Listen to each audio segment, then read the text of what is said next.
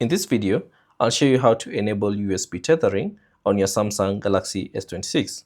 So this basically allows you to share your mobile data connection from your Samsung Galaxy S26 to any other device, be it a laptop or a phone, connected using a wired cable.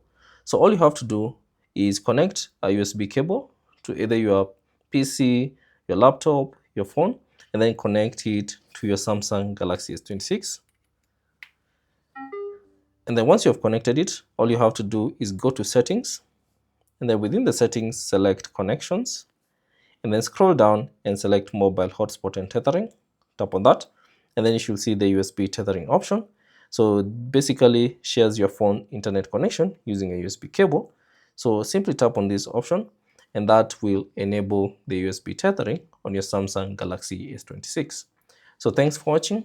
If you have any questions, leave them down in the comment section below, and I'll see you on the next one.